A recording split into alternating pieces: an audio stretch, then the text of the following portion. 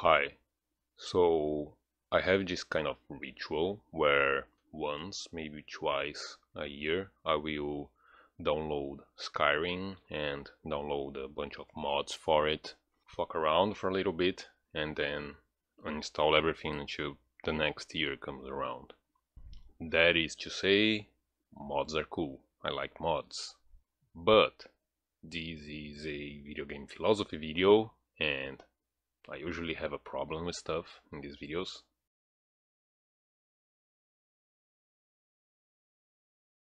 And the problem I have here isn't with the mods themselves.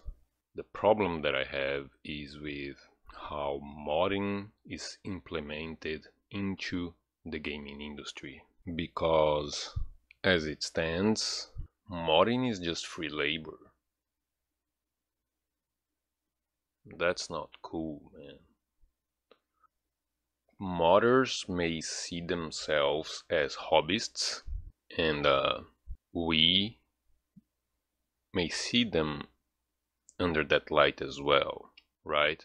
They're not doing it for money, they're doing it because they like the games. But let's look at the dynamic between the modders and the companies that own the games. Like labor from the employer-employee dynamic is the employee provides work which the employer converts to profit and then pays the employee a percentage of that profit. Okay, the thing is, except for the part where the employer pays the employee, all other pieces are there. Modders are providing work, actual work. It's hard making mods, it takes a lot of time, and this work that they're providing is being converted into profit by the game studios and the publishers. Their work has actual monetary value, whether the modders themselves are capitalizing on it or not. So from the company's perspective, it's really just free labor. And from the modder's perspective, try to look at it like this. Try looking at it as a grift.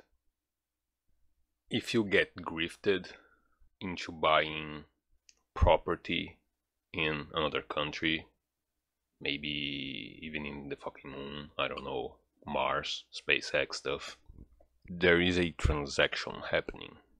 There is a dynamic between the seller and the consumer. From the consumer's perspective, you are paying for property. That's what's happening. But in actuality, you're not. That's not what's happening. That's how you perceive it, but that's not what's happening, is it? So, from the seller's perspective, it's a grift. From the consumer's perspective, it's a purchase. If you set aside the perspectives and look just at the dynamics of the transaction, you get a grift. Same thing with modding and the gaming industry. If you set perspectives aside and just look at the dynamics of this transaction, it's just free labor. That's what it objectively is. Okay. Now that we have hopefully defined that, we can branch out into a few more points here.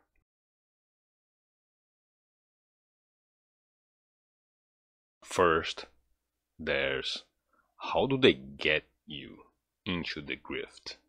They basically use your passion against you. It's not just modding, right? Modding is community created content. It's something the consumers are creating for this game, for this content that they have purchased. But there's all kinds of content to be created, like fucking YouTube videos, Instagram campaigns and whatever. And that's usually how they talk about it, right? Community creations, the Creation Club. And they talk about modders as hobbyists, as people who are passionate about these games, and rightfully so. And they actively incentivize you to take this role, to engage with this aspect of these franchises. For example, like if you go to the Steam Workshop page, there's this little blurb there that says, I'm going to read this now. Ever dreamed of seeing your brilliant ideas come to life in games played by millions of people? Now you can. With the Steam Workshop, your favorite games don't need to end just because you finished them. Fans, hobbyists, and aspiring game developers from around the world can add to or modify their favorite games by creating mods. So, yeah, that's very deliberate, right? It seems authentic, but it's not. It's very deliberate, a very deliberate choice of words there. They are appealing to your emotions that are attached to this game, to their property. They are weaponizing your feelings against you. But that's really not how they look at it at all. Steam can also provide an example of that as well. Like, there's a Steam Dev Days talk, an old one, where they very blatantly reference players and user-generated content. You should remember those words. User-generated content as a service that we are providing for them. I will try to play that here in the video now, but if that doesn't work, I'm going to quote what they're saying. UGC is an ongoing service that is not bounded by the amount of time and resources you have. The community will make those games better because they'll experiment and iterate at a much faster rate than you or I ever could. They'll find out things that they like and what they don't, and that's actually real data for you to use. That's free R&D. You know, that's just what it is. They see us as labor, and that's how they talk about it behind our backs. The content that we create for them can generate value in a number of ways. Marketing, obviously, R&D, as I've just mentioned, that works with iterations by improving the game and game testing. And there's this article that I like, and another quote.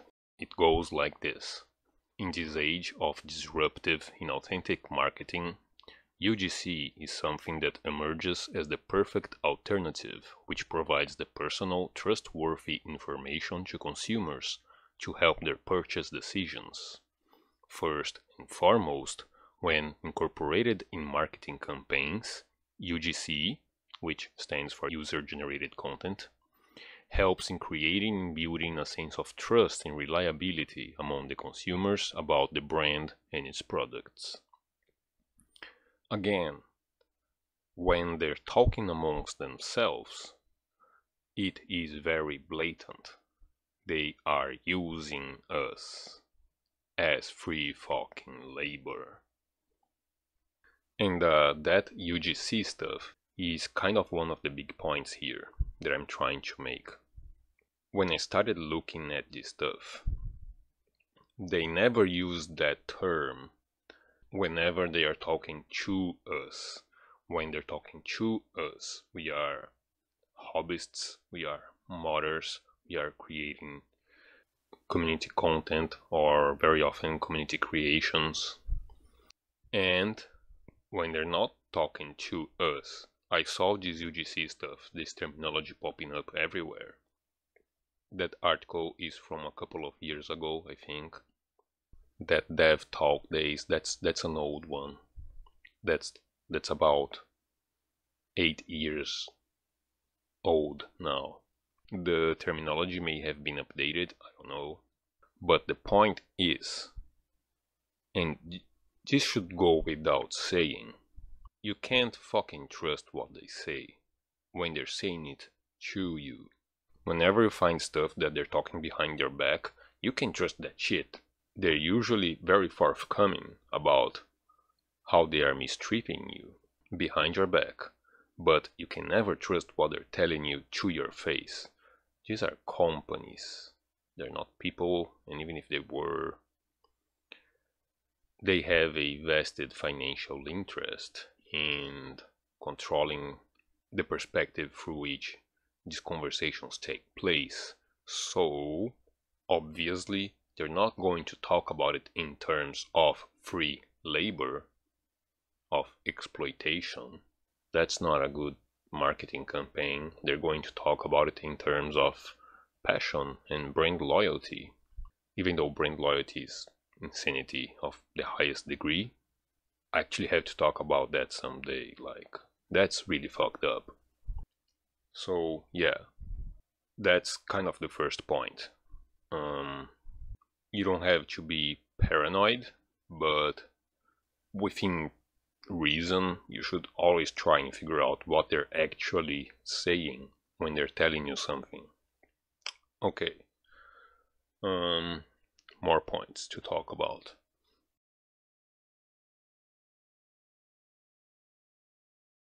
We can talk about one of the ways in which we are being used as free labor that is not with modding, but it belongs to the same realm, right? In both cases, we are being used as free labor, and that is as game testers. This is nothing new. They've been releasing unfinished broken games for a while now, like alpha state games, riddled with bugs and whatnot, and they expect us to game test their games for them. There's an actual job, like a literal job, that you can or used to be able to get at gaming companies as a game tester. But more and more, they're just not bothering to pay people for that. They're just releasing their unbroken messes and expecting us to pay for the privilege of game testing their games for them. And we've been doing it. What the fuck, us? Why are we doing that? And then, after that bit is over, modding comes along. They expect us to game test the game for them, find out what's broken, iterate upon it, and then fix their games for them with mods. I mean, sure, Bethesda is the flagship for that, but that's not the only game that does that. Like, I've been hearing a lot about how Cyberpunk is being fixed for modding. What the fuck? After all the backlash, after all the controversy, after that fucking mess that they released, we are still fixing their stuff for them. For free. It's not even for free. We have to pay for it. We have to pay so that we can work for them for free. It's a negative income. What the fuck, man?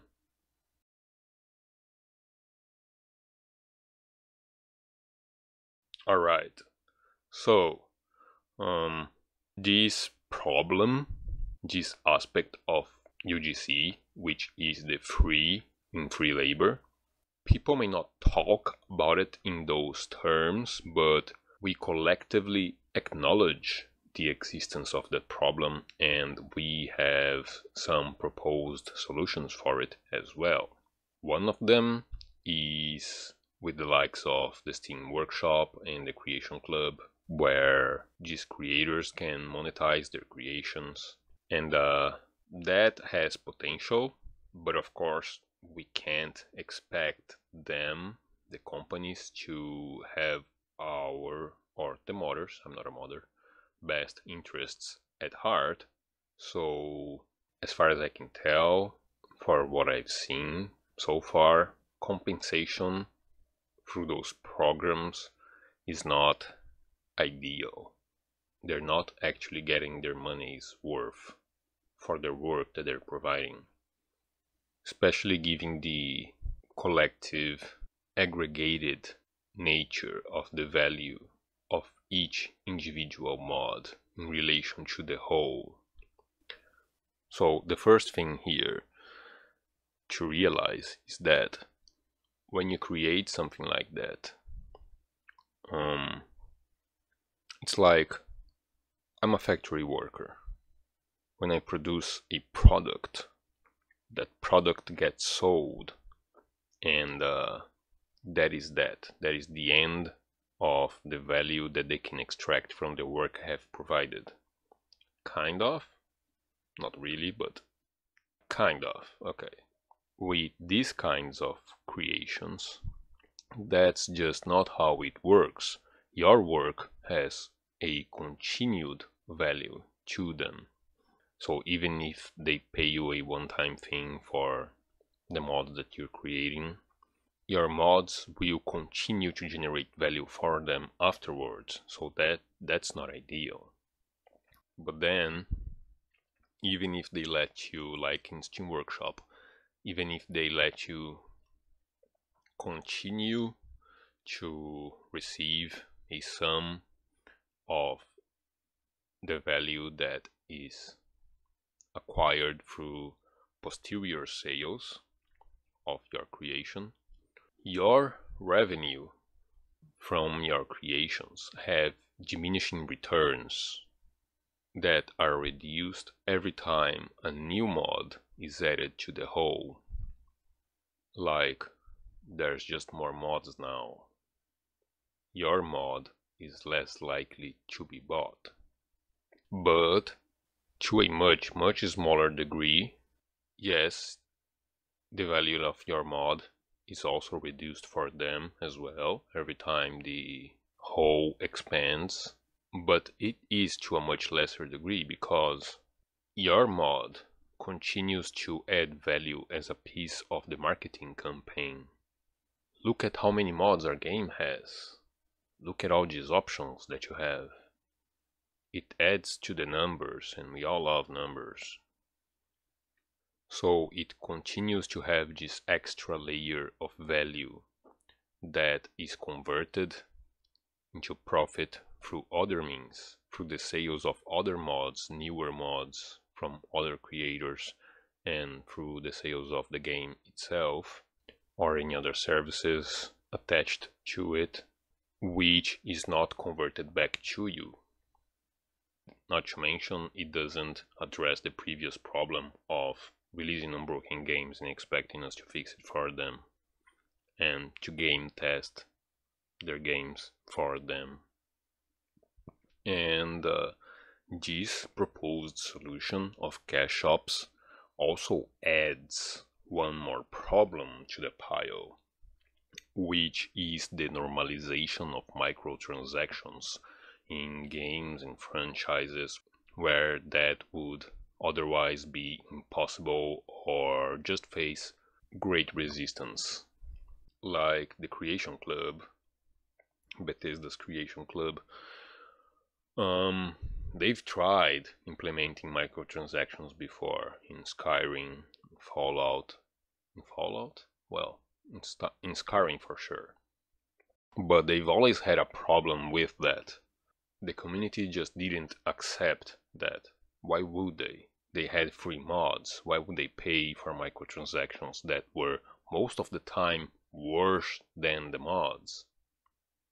But then they started the Creation Club, which has its good points and its valid justifications, like it's their game within the system that we have right now. They kinda should have the right to maybe capitalize on the stuff that is created for their game, kind of, but that's a much bigger discussion about capitalism and intellectual property.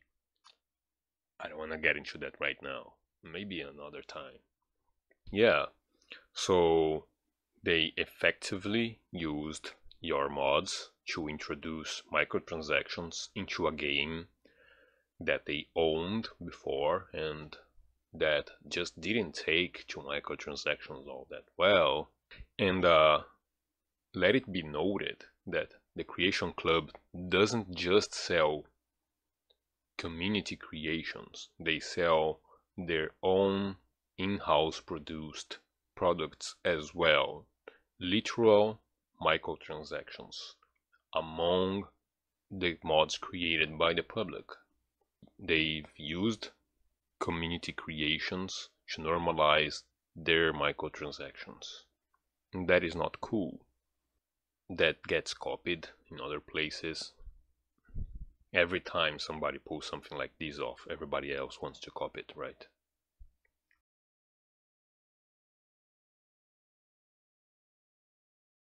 Okay, another solution to this problem is the Patreon alternative. Yes, I do have a Patreon. It's kind of weird for me to be talking about that. But the thing is, even though, yes, thank you for your support, it is nice for consumers to have this option to be able to help support the creators that they like. But the problem with this Patreon route, direct donations route, is that it is effectively these companies just dumping the obligation of compensating these creators onto the consumers. From my experience, for example, I have this channel, this YouTube channel. I have never made a single cent from YouTube. I have some revenue with them, but there's a minimum threshold that I need to reach before I can withdraw that, and I haven't reached that yet. So no, I've never made a single dime from YouTube. All the revenue this channel has made comes from Patreon. And modders have patrons too. The mods are free, you don't have to pay for them, but you have the option and you are incentivized to donate to the modders to compensate them for their work, so you can keep having free mods. But as we have already established, these mods are creating monetary value for the companies. So the companies should be compensating these creators, not us, not the consumers. You don't have to take away the option to donate. You can add to the revenue of the creators, but the companies just should be paying them. And that's the second big point here. Like, can you see the fucking cage that the system builds around us? In our mind's eye, we are consumers, right? We are gamers, we are consumers, we buy the game and we play it. But that's not all we are. Not to them, not in practice. We are also investors without compensation when it comes to donations and stuff. Like, we are literally investing in their products, not directly. We're not giving them, the companies, our money when we donate to these creators, but they are delegating that to us. They can avoid paying these creators because we're doing it for them for quite some time now. This discussion kind of died out now, but for quite some time now, YouTube has been making it more difficult for smaller creators to have any kind of decent revenue or any at all from YouTube itself. Like I said, I've never been paid by them. So they know that they're doing it. It's deliberate. they are implementing these changes, YouTube, Google, and they're doing it because they are secure that they can take advantage of this culture that we've created of the consumers paying their workers for them. In the case of gaming, we have paid for the game, and now we are paying the workers for them, and we game test their games for them. We are also workers that don't get paid at all. And in some cases, many these days, we are also products. YouTube, again, they sell us to their advertisers. We are consumers, products, free labor, and investors without return. That is a financial prison if I've ever seen one. That doesn't sound right to me, and it shouldn't sound right to you either. They are extracting every single fucking ounce of value from us. They are sucking us fucking dry, man. I don't like that. And you shouldn't like that either. I mean, come the fuck on, man. And yeah, that kinda got me down, I'm not gonna lie, talking about that.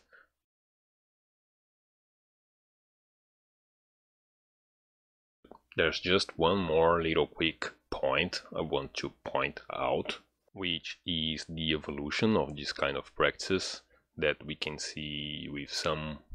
It started being implemented a long time ago with the likes of Roblox and Garry's Mod. Then we get like Mario Maker, and these days we have Dreams from PlayStation, and we have that Core, I think it's called, that's running on Unreal, where they're not even bothering to release a broken game for us to fix anymore. They're just letting us make the games for them. Like, those are glorified game engines. Those are glorified discount second tier game engines with a plethora of technical limitations, and that very big limitation of you can only publish those games that you make there on their platform, on their system, on their environment. When there are free engines out there that you can use, or that, yeah, sometimes you have to pay for it, or they cut in your revenue later once you start selling the game, but they do that too, right? You can either make games for them and not get a dime, or if you make some money, they will get a cut from it. Same thing as a game engine. But there's a big disparity in the cuts, and you don't... If you just make a game, you can release it everywhere, anywhere you want to. It's your game now, you made it. With them, no, it's their game. You made it, but it's their game.